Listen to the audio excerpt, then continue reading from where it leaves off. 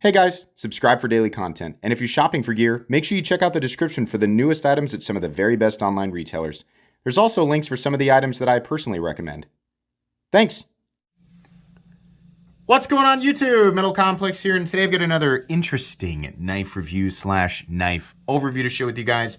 This is the Shirogorov 111 or 111, 5th generation. An absolutely massive pocket sort of a knife. I know. Not compared to your cold steel, to this and blah, blah, blah. That's how predictable you are. I know. Thank you. Everybody knows about cold steel. Anyways, thanks so much to my generous patrons who are supporting me right now. There's a link for Patreon right down below. And please make sure to follow me on Instagram at metal_complex. This knife belongs to this gentleman here at TDC_daily_carry. And it'll go back to him when I'm done. So thank you so much for lending it. Make sure you give him a follow. It's because people like them that I'm able to bring you guys daily knife content. Let's go ahead and measure this knife.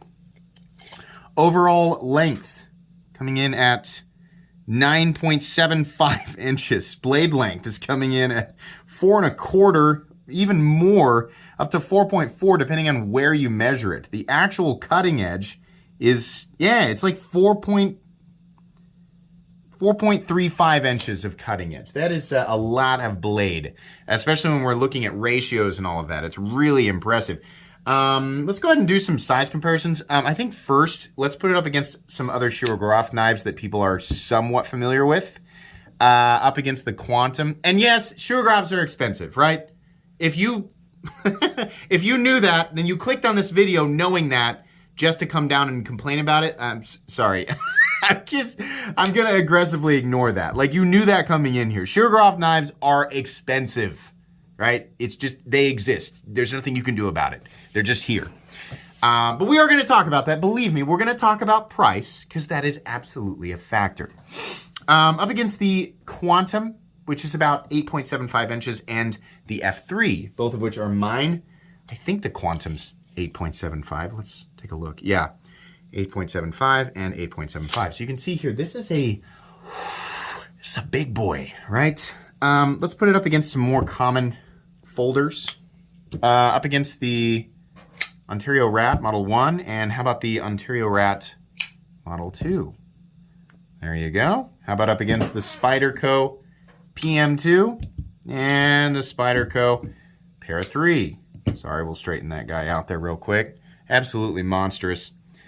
And finally, the Benchmade Griptilian, or in this case, the Ritter Hogue, and the Benchmade Bug Out. So, yeah, wild. If you've got the Benchmade Bug Out in your pocket right now, I think I feel like this is probably the knife that most people watching have versus the other size comparison knives. Maybe the Rat, right? If you can imagine exactly how much knife we're looking at here. It's a lot. Let's take a look at the action. Shirogorovs are known for good action, right? Is that the case with the 111? Yup.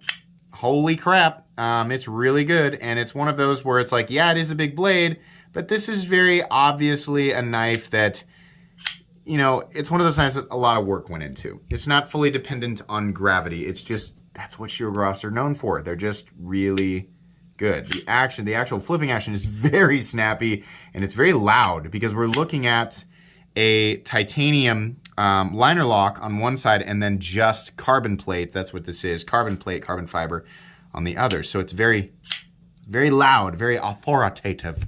Anyways, let's do thickness up against the Spyderco Para 3. Really not, come on. Stupid things trying to focus on the carbon fiber in the background. Not that much thicker, just a little bit, but really not all that crazy. Length and height up against the PM2 and Para 3. We're definitely looking at a long body, and it is longer than the PM2. Considering there is a 4.4 inch blade packed in there. I know it says 4 1/4 on most websites, but it's like 4.3 to 4.4 inches on the blade. Considering that's at least for cutting edge, right? This is pretty impressive, I think, right? Even with the flipper tab, it's still not quite as tall as the PM2. This is probably the most comfortable, 4.35-ish blade folding blade out there to carry. Most of the stuff you're going to find in this territory is from cold steel, and that's like carrying a pineapple duct taped to a bowling ball in your pocket. Sorry, guys, I like cold steel knives, but those of you walking around with a freaking Spartan or the Espada XL in your pocket, like, oh yeah, it just fits just fine. Yeah, you're kidding yourself. You're kidding yourself. You're carrying a boat anchor with 2 grenade launchers sticking off the side. Right? And there's like an octopus and a bunch of pine cones taped. That's what it is. It's just too much, right? Well, you'll get used to it. I don't know. This is way easier to carry. If you're going to carry that much blade in your pocket, this thing is going to carry easier. It's still going to be too big for some people. It's still going to be too heavy for some people. And it's going to be illegal for a lot of people, right? It just is what it is. So, blade steel materials, we should go over that. M390 liner, titanium. Well, as far as I know, yeah, titanium on the liner. And then we have carbon plate, carbon fiber, and I believe titanium hardware, titanium backspacer as well. So 4.4 inches of blade, pretty good, right? It's inevitably not going to be perfect, but then again, neither is the F3 at 3.75 inches of blade. Or wait, this is actually a 4-inch. Sorry, I think it's a 4-inch blade or 3.85 inches of blade. And same with the Quantum, 3.85 inches of blade. They're not perfect, but pretty good. Shirogorov does a great job of blade to handle ratio and then blade to weight ratio, right? One of the most impressive knives I've seen, one of the most impressive large bladed knives that I have seen. I would do a hardware check, but this is not Torx, it's proprietary. Right, proprietary. This is proprietary hardware. You don't have to buy the $250 tool. You can use a flathead screwdriver or the side of a coin. Or if you don't want to damage the hardware, you can literally just take 2 credit cards and tape them together or glue them together and then just sand them down until they fit. And you will be able to turn that. I promise you can do that, right? Stop saying this is proprietary. You're just making up complaints. Go back to complaining about the price. That one's at least partially justified. Do we finish everything? Let's measure the blade. We haven't done that yet. There we go. Nope. Come on now. 0. Blade stock thickness. 133 thousandths. It's actually a little bit thinner than what we normally see with Shirogorov, which is 140, 145, 150, right? So there you go. Okay. Yeah, ergonomically, this thing is just like, you know, every other Shirogorov I've ever handled. Extremely good. It's a bit more comfortable if you want, just compared to my own personal Shiros. It's a bit more comfortable than the Quantum. Not quite as comfortable as the F3. The F3 still has, it still wears the crown of the perfect ergonomic knife. And honestly, I still think the F3 is the greatest knife design in existence. But that's another thing. There's another video on that. This is very comfortable though. There is so much room to move around. Obviously, even people who have truly monstrous hands, right? If you have an appetite for luxury knives and you are a giant of a human being, right? And every knife that you hold is just basically, you know, it's open, but you can still hold the whole thing. And you're like, I can't use pocket knives because I keep cutting myself on the blade. Then maybe the Shirogorov why do I want to call this the F111? The Shirogorov 111 might be for you. But seriously, yeah, this is extremely comfortable. And because of the shape of the pocket clip, the chamfering going on here, just the general work that went into the scales, that's nice. It's real nice. Looks good too. It's a good looking knife, right? We've got a slot up here. Can you access that? You sure can, pretty easily, actually. And if you want to, I think you can. Yeah, you can also fire it out with your thumb. So yeah, you can do that. It's not like a lot of other Shiros that are just flippers, right? You can utilize that. And they did a nice job knocking everything in there. Look at this. This is such a cool area of the knife. How they have milled that.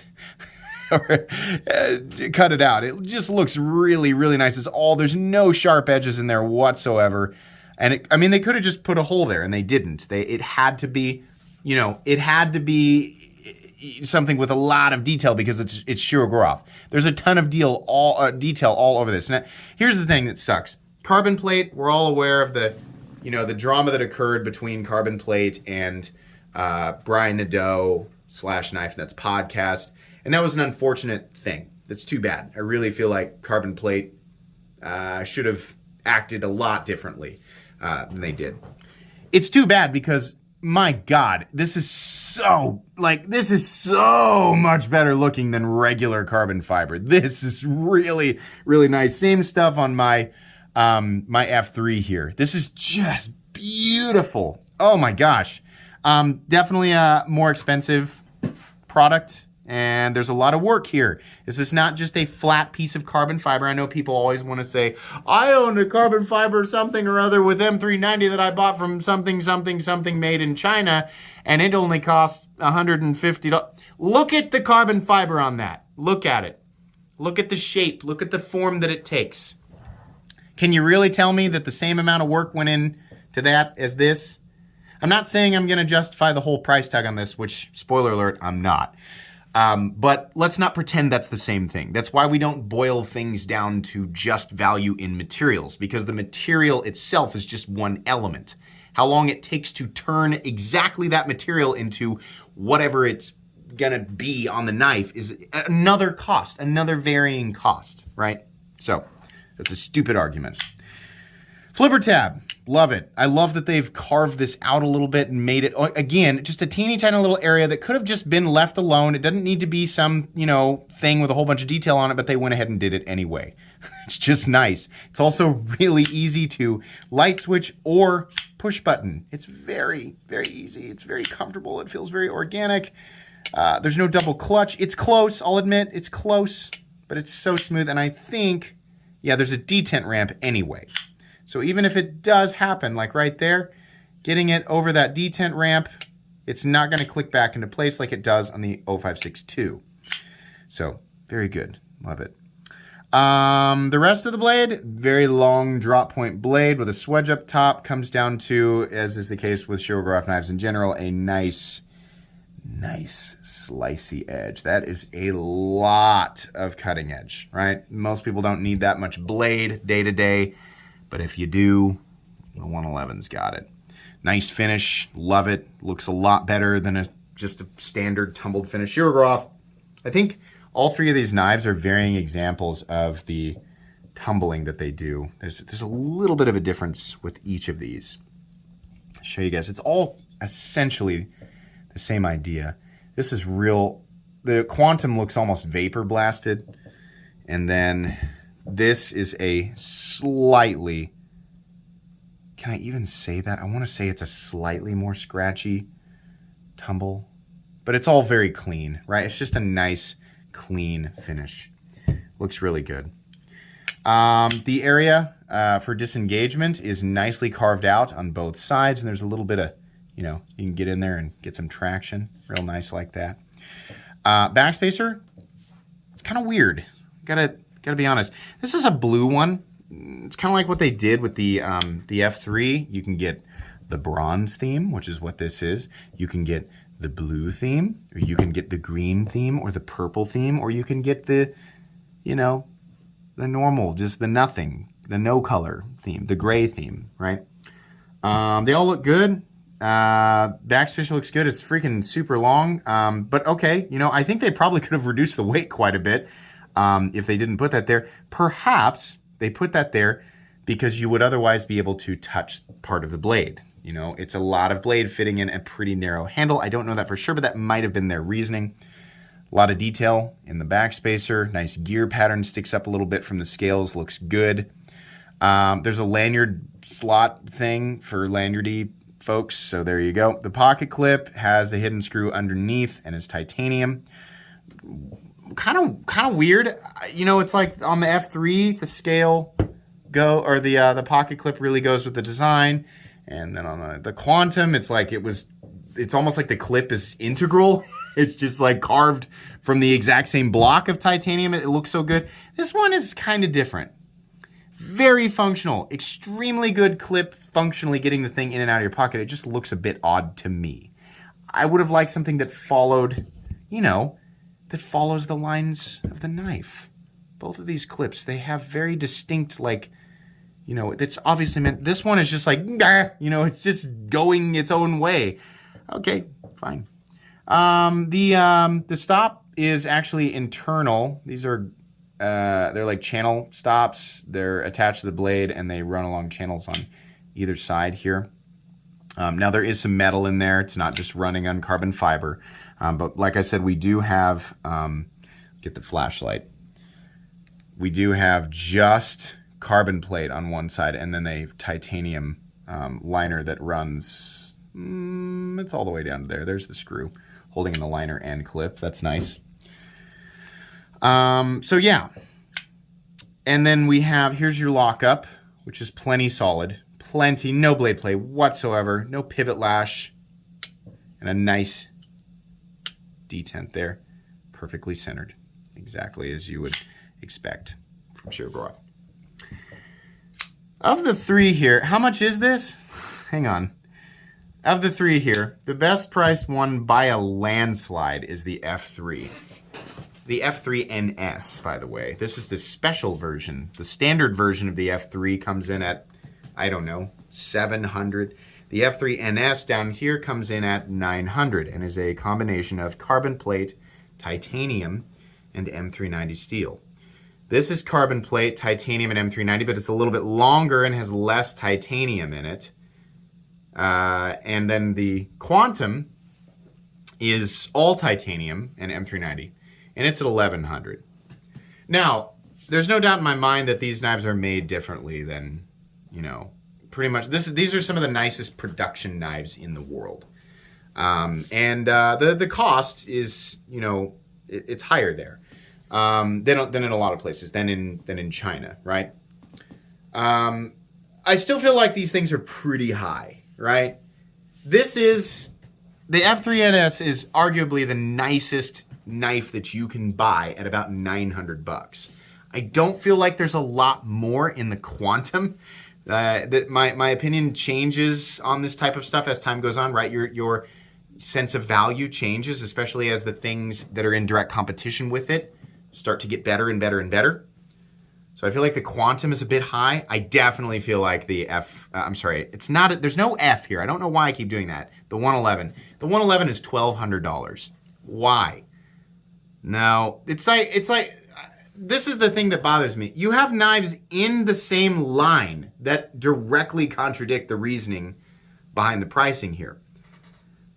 The 111 feels like it could be about the same price as the F3. Why does it cost $300 more? Because it's longer? No. Because more blade, right? More blade. It's got, it's like they measured and they're like, okay, exactly the amount of extra blade material here, we're going to equate that to cost. No, it's too much money. It's also freaking huge. Now, this is really nice. It's made just as nice as other Shirogorov knives. They didn't cut corners on it or anything. It's just not, it's not justified. It's hardly justified. None of these knives, by the way, for those of you who actually watch my videos, you know that I always say there's no reason for you to run out and buy a $900, $1,100, or $1,200 pocket knife, right?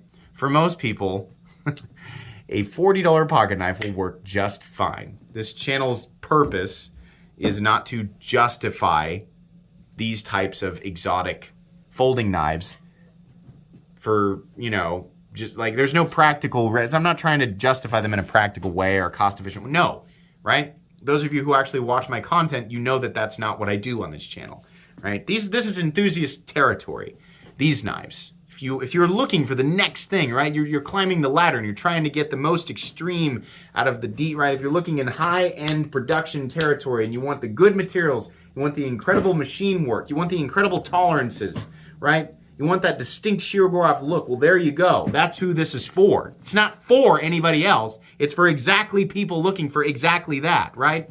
That being said, amidst that stuff that people are looking for, right in the same line, the 111 doesn't make any sense. It's too much money. This is a $900 knife, right? I'm just the simplest thing that I can compare it to, which truthfully has more in it, right? There's more stuff, there's more machine work, right? There's machining on the scales and on the titanium liners underneath, and it's a little bit smaller, but is it $300 smaller? If we're gonna reduce it to that simple of an argument, no. No, the 111 is too expensive. But to the people who own them, I'm sure that they're plenty happy with them. I mean, if you're in that territory, right? If you're in, sorry, it's about the 111. If you're in this territory, if you're looking around and you're like, I just like really big knives, and I also happen to like Shirogorov knives, and I also happen to have $1,200 just lying around. Well, then you might like this. But for most people, no. I don't know. This is not the Shirogorov that I'm, you know, that I was itching to buy. I remember seeing it for the first time and going, that makes no sense to me. And after handling it, it is exactly the level of quality that I expected, and exactly the level of overpricedness that I expected. So that's how I feel. Seems like I've been saying things are overpriced a lot more lately. Maybe I'm getting old and grouchy. Anyways, I still appreciate at TDC_daily_carry for sending this in and letting me take a look. Very cool. Yeah, I think this will be going in my, I understand that this is production, but we're talking about ultra high-end, arguably mid-tech territory. So this will be going in my custom and semi-custom knives playlist. If that bothers you, sorry, it's going in there anyway. Please make sure to follow me on Instagram at metal_complex. If you enjoyed this video, leave a like. If you'd like to check out my other content, I do, of course, have lots of videos of knives that are either expensive or inexpensive that I do or don't like, so check those out. And if you enjoy all my content, go ahead and click on that Metal Complex logo right there and subscribe, because there's definitely more coming. Thanks again for watching, everybody, and have a great day.